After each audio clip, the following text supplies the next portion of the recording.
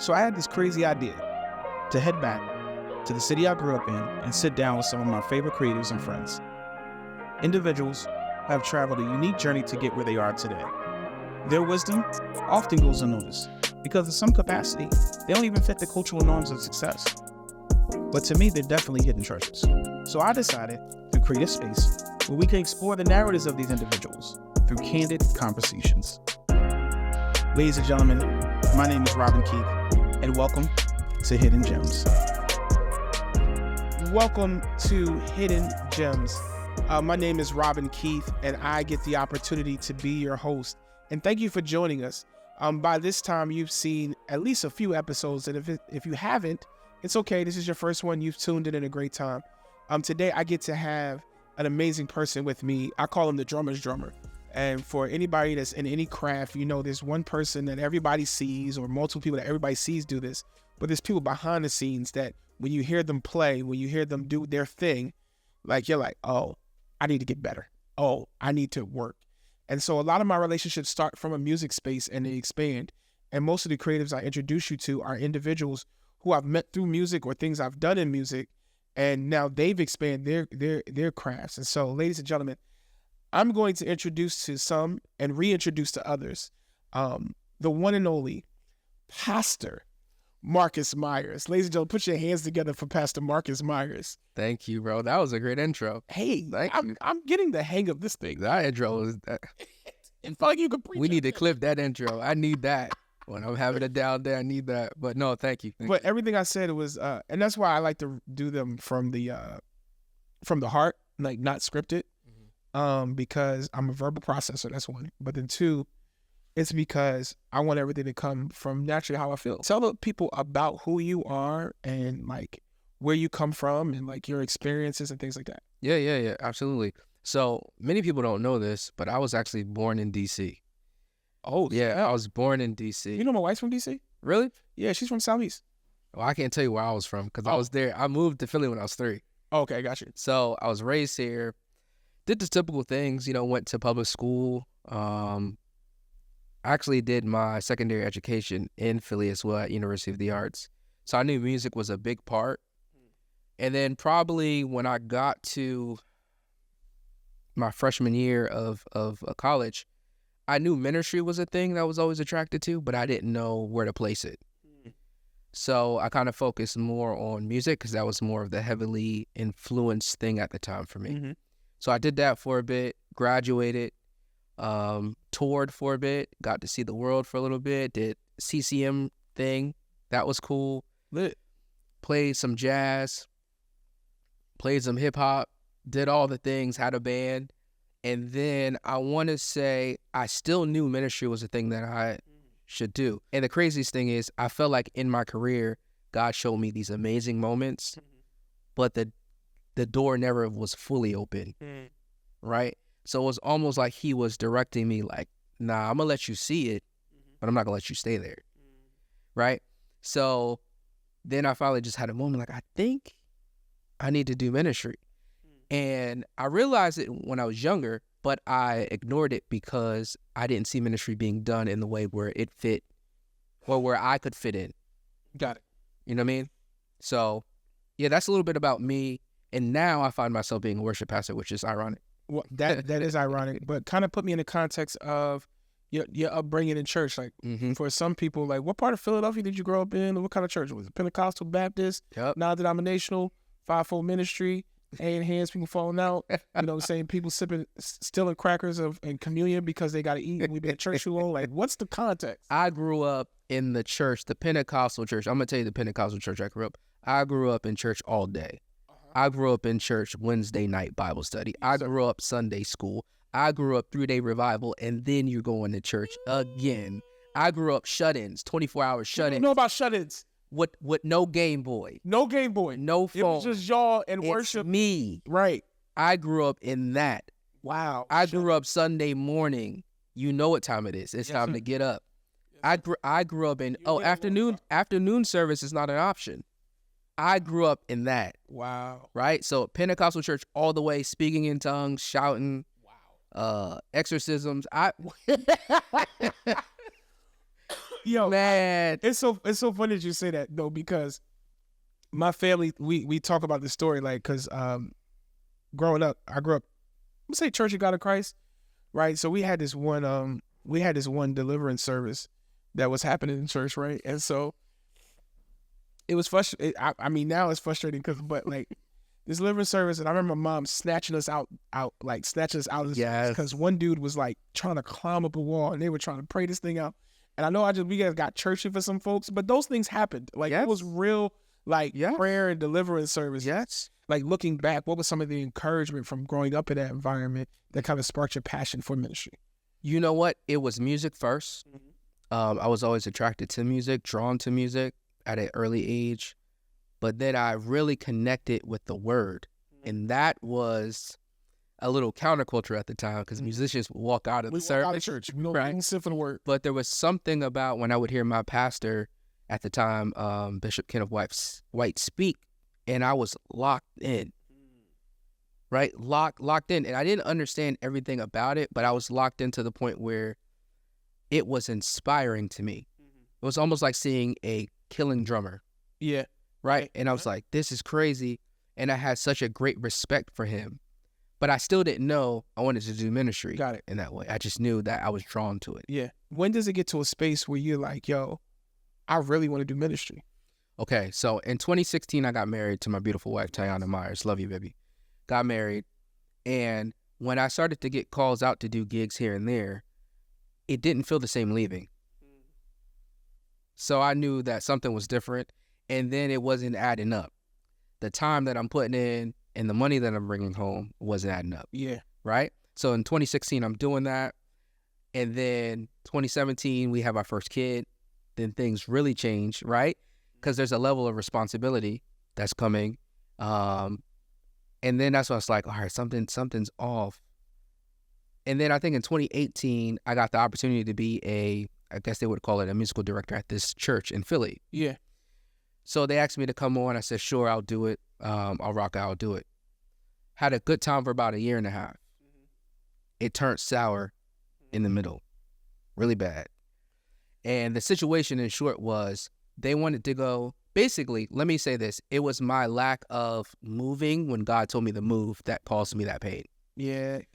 Say that again, bro. It was my lack of moving when God told me to move that caused the pain, right? So we were expecting our first kid, and they were like, let's re-up. And I'm like, okay, yeah, it's contractual, right? Yeah. So I said, I'm hearing God saying, I need you to move from this. And I'm like, God, I have a kid on the way. I'm talking to God like he doesn't know the circumstance. Correct. I'm like, I got a kid on the way. I can't do that. Right. I know a little bit more right now. Right. So he's like, just move. I don't move. The church is starting to change to a point where I'm starting to see it, and I'm becoming the only person in the room that's starting to speak up about it, and it's becoming a little weird. Yeah. Right? Not that I'm a superhero, just like, I'm like, hey, this is not the direction I thought we were going in, right? And I want to obey and respect leadership. It just seems like we're trying too hard and we're missing something. I know, I'll say this. I think a lot of times people see you as a tool, and to exercise what they think is they want it to be. They're not really considering what God really put in you to. But I also love what you also put on responsibility on yourself, because there are also seasons, right, that God literally goes, son, I want you to transition. You're like, whoa. No. It's good right here. Right. Why would I transition? Why would I transition? Like, I remember there was a church job I was in, and they asked me, before I became an employee, they were looking to hire me in this role, but they were like, we can't hire you and this other person. And I knew the Lord was laying on my heart to hire the person before they hired me. Like, I could still do my role, but not be employed by the church. But because I wanted the accolades that come with being hired at this church, the prestige that comes with doing this role, I put myself first versus the thing. And then when I got into deep conflict, and I'll be yelling at God, because, if we real, we sometimes we yelling at God. I'm yelling at God, like, why would you let me be in this? You told me to do this. And God literally, I'm yelling out, wifey sitting next to me, we're in the middle car, and she taps me and goes, I hear the Lord saying, like, did you say that? Did God put you in that, or did you put yourself in that? And I was like, oh, snap. I put myself in that. Yeah. And I had to immediately hit the exit. I had to immediately transition. Yeah. But if I responded to the voice of the Lord when he was speaking at that time, I think I would have kept myself from some calamity. Right. And I think sometimes we don't ever think about that. So I thought that was great. Yeah. I mean, the Bible says warning comes before destruction, right? I think people think there's going to be a catastrophic destruction that is going to happen, but it could just be emotional damage, right? Yeah. And I'm thinking, when you're talking, I'm thinking about a scripture or a passage in the Bible when Moses dies before they enter the promised land. Mm-hmm. And the Bible highlights that Moses was still strong. He was still able. So he could have still led them. Yeah. But for whatever reason, disobedience, God said, this is not the guy. Right now, I don't need you right here. Right? But he was still able to. So there's certain situations where it's still lucrative for you to be there. Right? Everyone still loves you right now. Come on, son. But God is saying, I need you to transition to the next place, the next person. But you're like, we're so used to transitioning when things are bad. So sometimes people don't move until they self-sabotage. Yes, sir. So it has to get really bad for you to move. But now you have all these wounds that you didn't need to have. Yeah. Right? So it got really bad. And I said, you know what? Okay, I'm going to transition out. Months later. And as I was telling them this, the response I was met with leadership was, because I wanted to exit right. Yeah. I believe in exiting right. Yes, sir. Right? So I said, hey, just give me a month and I'll transition. I want to get the next person up to speed, make sure the team is straight. No, you're good. Now, we had this conversation on a Saturday, right? Church is tomorrow. And I said, okay, well, tomorrow I'll just say bye to the team. And no, you're good. You don't even have to do worship. We got to figure it out. So they were already doing whatever they wanted to do behind the scenes. So I never said bye to the team. Yeah. I never said bye to anyone. So it was like almost like what happened to Marcus and his family. Yeah. So I sat in that hurt for a bit that was caused by my lack of obedience. Yeah. And then I found myself in this weird place. I grew up in church. I love church. But then I started to get really cold. And I'm playing this dance of I'm going to this church for this month. This month I'm going to I'm trying to figure it out. Yeah. But I'm still gigging at churches. And slowly but surely, my heart started to turn to the point where church became more of a client than a community. Let's just simmer on that for a second. Just let that sit in for a second, because your church became more of a client than a community. Mm-hmm. And there's so much you just said that I relate to, but I think there is a reality because of our church hurt and the way that people either mismanage us and we mismanage what God is saying, we can tend to find ourselves in a space of darkness where now we are legitimately pushing away what God gave us as a place of safety, because we're making political decisions, and we're making money motivated decisions. Mm-hmm. And now we're in a space where we're now treating what we were struggling when we were treating people, us being treated as a tool, we're now treating the church as a tool. Marcus. Dude, no, that's so real. No, but for real. And this is coming from a person that has been, I love the church. Yeah. And I'm not trying to put down the church at all. But at the same time, we also have to look at the church in similar experiences and saying that wasn't the right way they should have moved. I liken it similar to so this is part of, so been studying, since me and wife moved from here, been studying Moses, right? Just been sitting in it. And there's a passage where they talk about the situation where the golden calf hits, like, you know what I'm saying? The golden calf's here. Moses on the mountaintop with the Lord. Like, you said it like it was a release. The golden calf hits. Right. So, the idol app. Right. Go get golden calf on title. Oh, gosh. But the golden calf is here in that scene. And Moses on the mountaintop, you know what I'm saying? He hears the rumblings, whatever. Lord tells him, like, this rumbling's going down. Lord pretty much tells him to address it, right? When he gets there to address it, Moses does what God tells him to do in reference to addressing the people and dealing with it. But the way Moses addresses and deal with it, I don't believe was God's intention. Why? Because there was some pettiness in how Moses functioned. So it's like if they melt down the calf, they put it into some dirt, and then Moses puts that gold dirt into water and then tells people to drink. I'm like, I don't feel like that was God's best, sir. I don't feel like that was God's intention. And I think sometimes the church, Big C church, the small church, us as the church, we do the same thing that Moses does in that time. It's like, God told me to do something. And the way I've processed it through my humanity has now put me in a place of making an unwise decision and hurting someone unintentionally, when I should have just continued to walk in the preferences and desires of how God has taught me how to handle his people.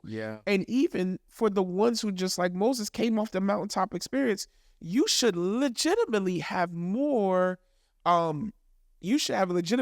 patience, more grace, because you just sit on the mountaintop with the Father, right? But because you see them as a nuisance, or you see this as a problem, we're now mishandling the flock.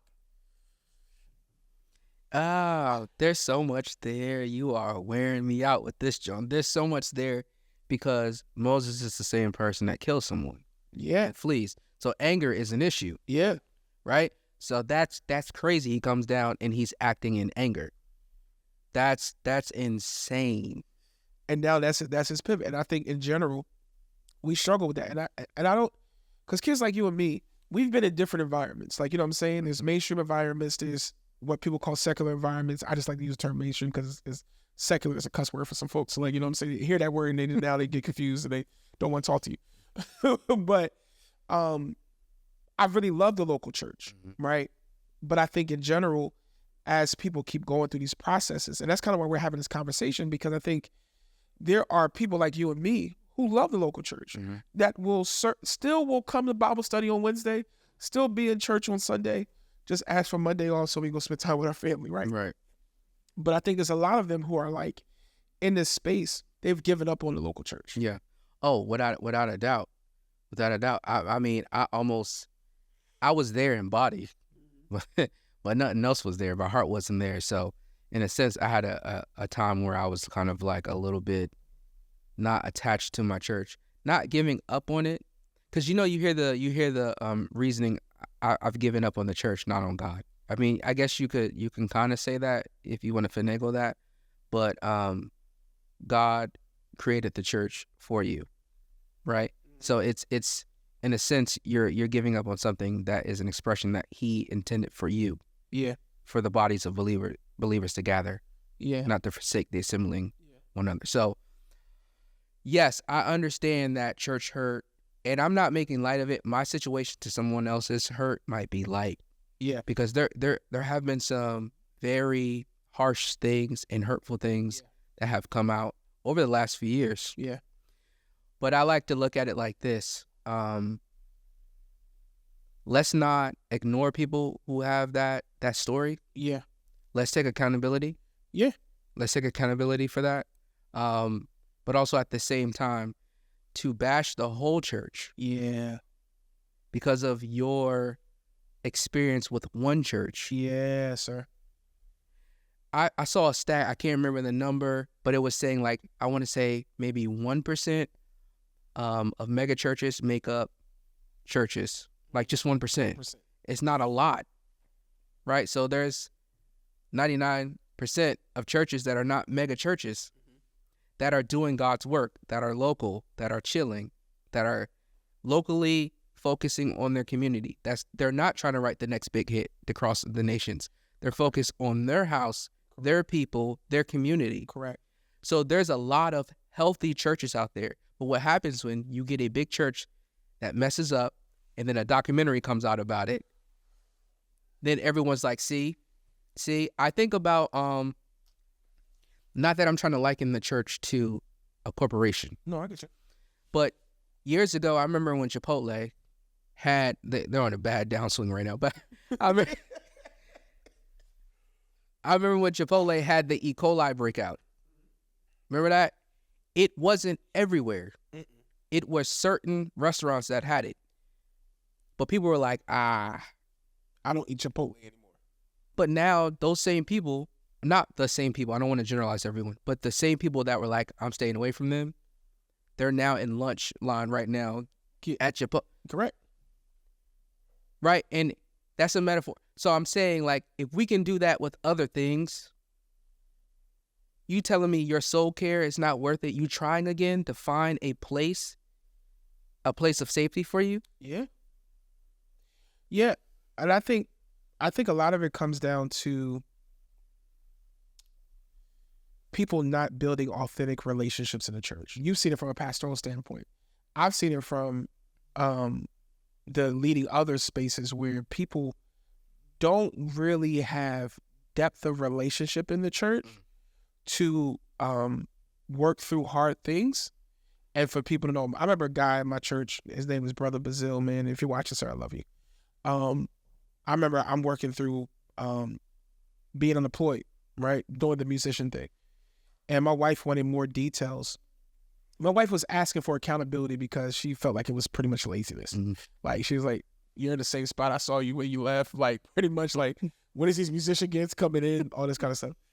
And I was fussing about it to them. Like, I was venting. And he said, brother, he was like, you need to give your wife a schedule. Mm. Right? And I'm like, she ain't my God.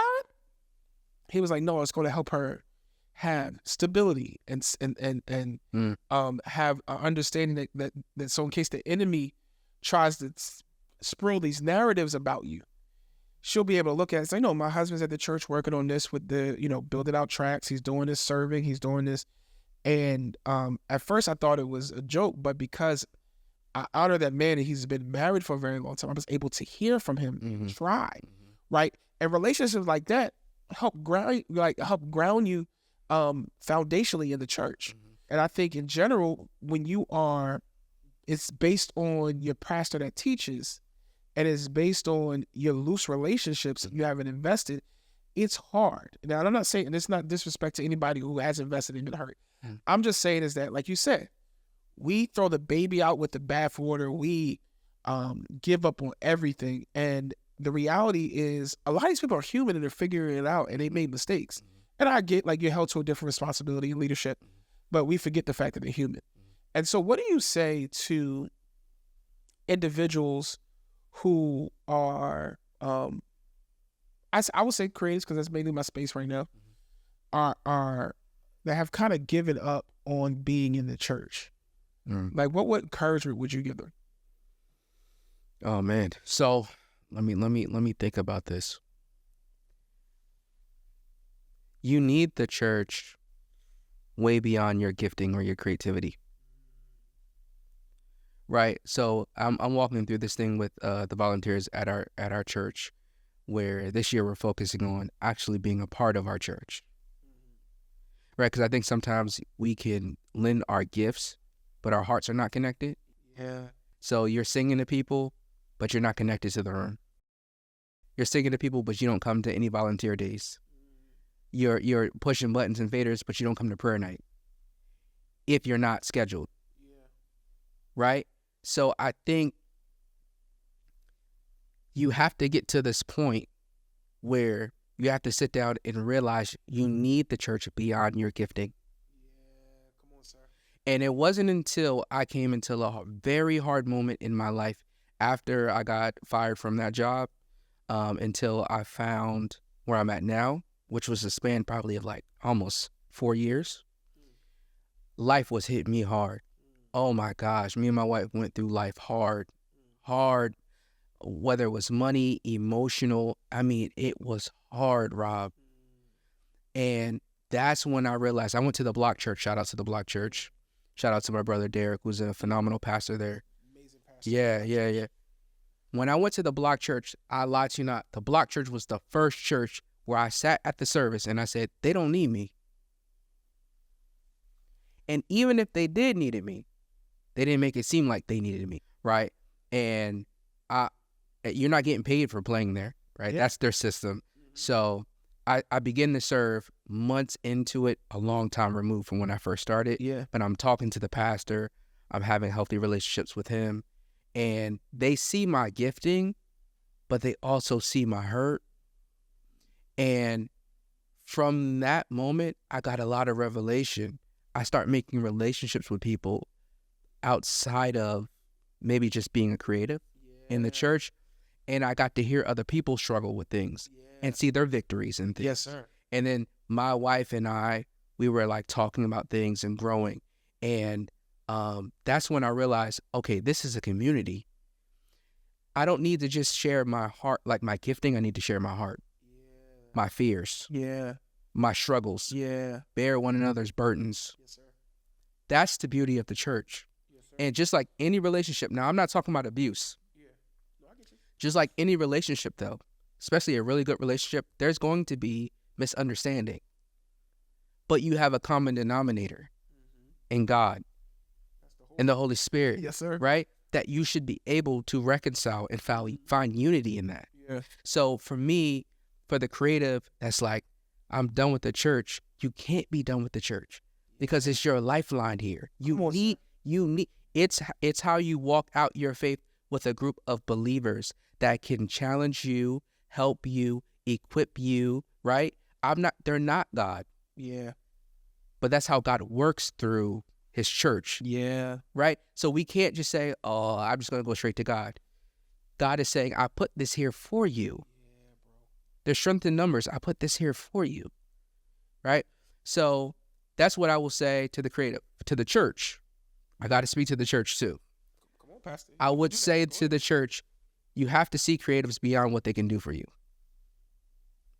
If you have the infrastructure where you have a worship pastor, a creative director, or whatever it is, because everyone's financial situation is different and the structure is different, make sure that you are worrying about the soul care of your creatives. The reason why I will say this is because after the message, besides the message, who has the most time influencing people on a Sunday morning?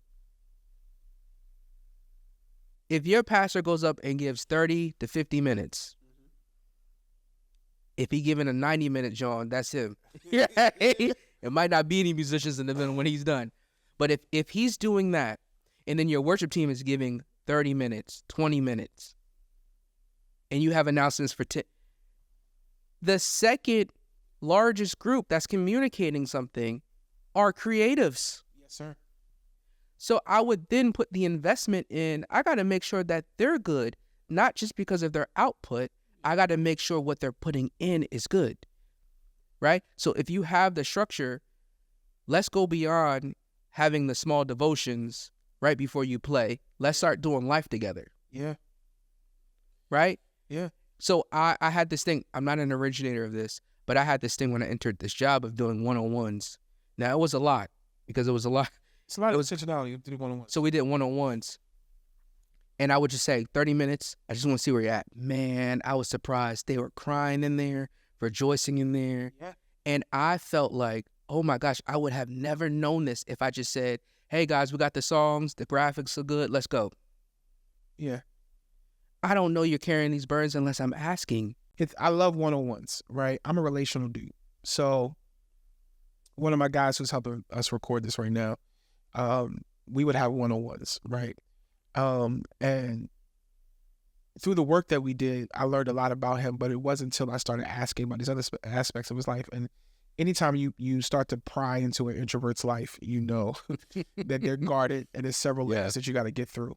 But I got there, and I got there quickly. Like, he's had friends for 10 and 15 years, and I became quick because I cared about the other aspects of the life. But what I realized through mutual discipleship and discipleship moments, the Holy Spirit was showing me how to be present with these people. Mm-hmm. I think it's important for leaders to connect one-on-one because that also grounds you, because you know what to ask for and what not to ask for too, right? If you got somebody that's struggling with their marriage, I can't schedule you with. This ain't the season to have you up there. I can't have you scheduled Wednesday and running all these things. You're right. What I need to schedule for is, hey bro, can you join with me for prayer? One of my guys right now, he's a leader at this church and I'm not the leader. But he said, what can I do? How can I connect with you? And I said to him, I said, can you go to the gym with me? I said, I'm trying to lose more weight. Can you go to the gym with me? Mm-hmm. So he got him to go to the gym with me. That's dope. Right? Lives 20 minutes away from me. Got him to go to the gym with me. And I think that's the part of discipleship that one takes a lot of responsibility off the lead pastor. Yes. To try to disciple everybody. Yes. But I think it's beautiful because people get to see the other aspects of church. I got to speak in the marriages. I got to speak in the dating relationships. Mm-hmm. People got to hear my wife talk to me and not agree with me. Mm-hmm. But friends of mine got to see conflict between me and my wife that was like, oh, this is how godly Christians manage this stuff. And she don't always like him. And he don't always like her. Right. But y'all ended up praying. Like, how did we get here? Yeah. Like, there's this one another's discipleship that I think the Lord strategically uses in that thing. So that's amazing that you're doing that. Yeah. You know, it made me think of this thing where I really feel like creatives, they do projects well, but they don't do relationships well. Ooh, say that again, sir. Right? Like, we can come together and do a project well, but relationships, it gets kind of weird. Yeah. Because there's a lot that's mixed into there. Sometimes there's insecurity, right? There's emotional issues. Yeah. So, you know, in the musical community, everyone's bro. What's up, bro? What's up, bro? I'm a lock in with you, bro. Never hear from them, right? So it becomes this surface relationship, and you think people are friends with you, but they're not really friends with you. They're friends. They're not even friends. They're beneficiaries of what you can do, right? So I think we can do projects well, but relationships, I think sometimes can be just a weakness. Not for all creatives, but for some. Yeah. So I think even knowing that and being aware, that's good for a creative to be like, I need to work on who I am as a person. Because sometimes we can have our heads all the way into the art. Mm-hmm. Yeah. Right? And then like you're not a great human being, but you're a fantastic musician or a painter or whatever. But it's like, but your morals are off. Yes. I can't trust you. Correct. Right? So we have to work on that, just like making sure our hearts are right. But I think this was Tony Evans. Don't forgive me if I'm quoting this wrong. The great Tony Evans. He said, you don't have to, you can be married. Yeah. Right. He said, but it would help for you to go home every once in a while. Mm-hmm. Right. I think it was him. Yeah, it was him. Yeah. Cause it would say, people say, I don't got to go to church. He's like, okay, yeah. I mean, I guess you're right. You don't have to, but if you're married, it would help if you go home every once in a while. Come on, sir. Right? And if we are the bride of Christ, it would help to go home for a while. You know what I mean? So, I don't want to overtalk, but that's gonna work. I'm interviewing you. I'm sitting here having this conversation. These are the moments that I think, again, hidden gems. My whole philosophy around it is that there are people that are close to you who have gone through experiences that you can pull gems out of their lives that can help you actually grow. But I think also too, the sub point of that too is that a lot of our stories, we end up one of my friends said on the podcast that, everybody's a star. And I thought that was a very good point. But I will say is like, all of us have impact. And I think if we share our lives, if we tell our stories, people will grab wisdom, either learn from a mistake you made, or they walk away with what you actually said do, and they actually do it. So so this is fun. I think for me, I don't really get to talk about this, because I'm a big team builder. I'm big on creatives having the spaces to create, like us doing the most artsy thing possible. But I'm also realizing as a creative, the part that while some of us are offended and hurt by the church, we don't think about how much hurt we've caused to the church. Right? There's a lot of vision that, there's a lot of pastors that didn't have vision for certain stuff until we brought it to the table. Right? But now we've asked them to execute, and we got this big old budget that we're trying to have them spend. You know what I'm saying?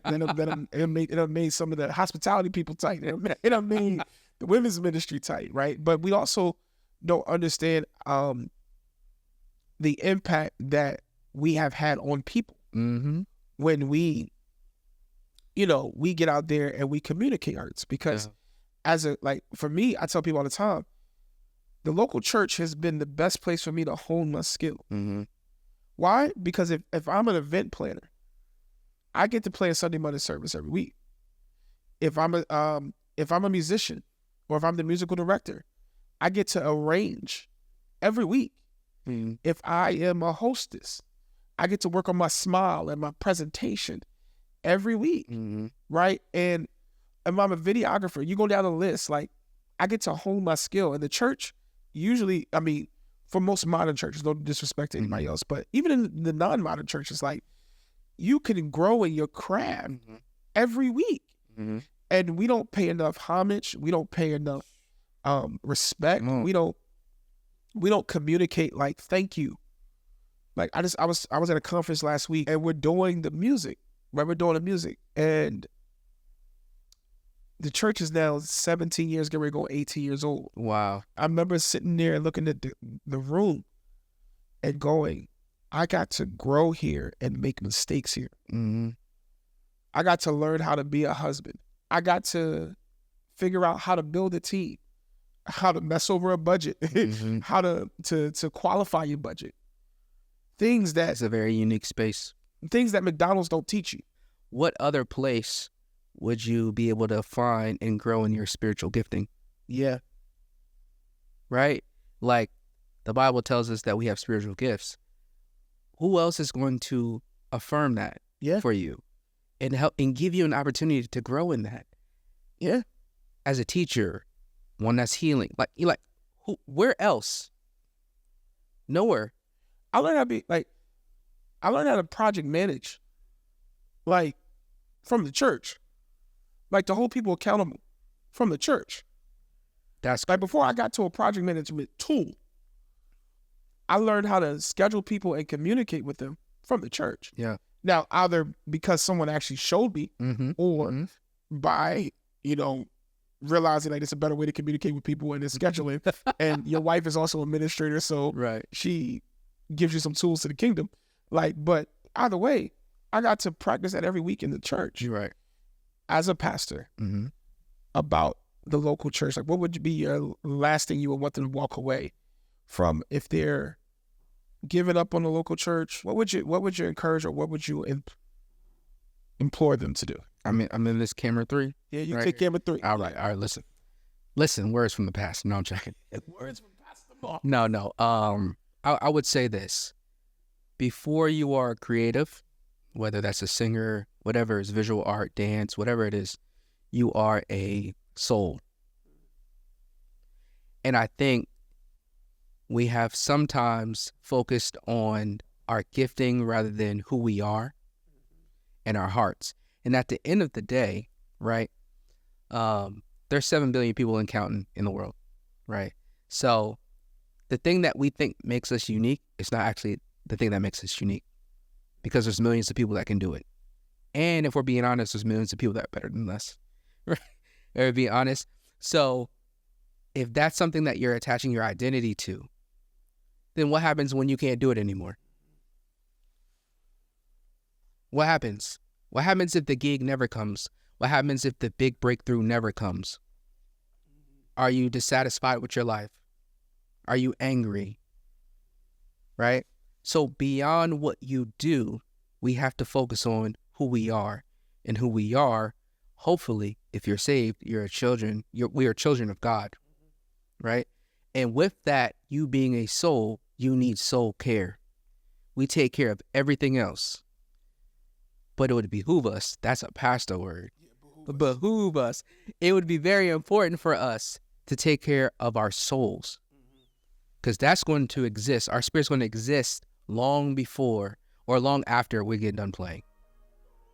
So that's what I would say. I would just encourage them that it's important. We need to be at the church. We need to be at the church. Pastor Marcus, I have to do that. Pastor Marcus. No, Marcus is fine. I'm going to do it. Pastor Marcus, we are uber. You got to put organ music back. I need some organ. I think I'm going to do that. Pastor Marcus, we are uberly thankful. I'm going to sit like this. Right. Uberly thankful for your time with us today. All jokes aside, bro, I appreciate it. Tell your wife I said thank you. and your family. I hope you enjoy the rest of your day off. Yes. Yeah. Thank you, bro. And yeah, guys, thank you for joining us for Hidden Gems. I'm Robin Keith. This is Marcus Myers. Peace.